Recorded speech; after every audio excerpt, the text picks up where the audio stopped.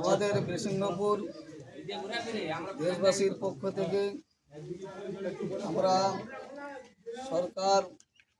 সরকার যে আইন করেছে, যে আমরা সকলে অবগত আছি যে আজকে কলকাতার এয়ারপোর্ট মসজিদ, যে মসজিদকে নিয়ে এতদিন পর্যন্ত আন্দোলন সমালোচনা সব কিছু চলছে, যে এয়ারপোর্টের মসজিদ আজকে 136 বছরের মসজিদ, বহু পূর্বের মসজিদ, এটা যদি সরকারি আইনে ভাঙার জন্য তারা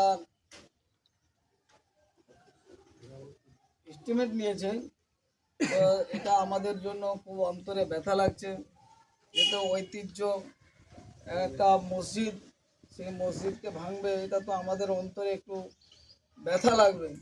সেই জন্য আমরা সরকার কাছে আবেদন করব, যাতে করে সরকারি আইনকে আমরা মানি, প্রাধান্য দিই, সরকারের আইনকে আমরা প্রাধান্য দিই, কিন্তু আমাদের বক্তব্য হলো যেন ওই ঐতিহ্যবাহী মসজিদ এয়ারপোর্টে যেটা আছে সেটা যেন সংরক্ষণ থাকে, তার যেন সংরক্ষণ আমরা করতে পারি, সরকারও যেন আর দেখভাল করতে পারে, যেন সেটাকে ভাঙা না হয়।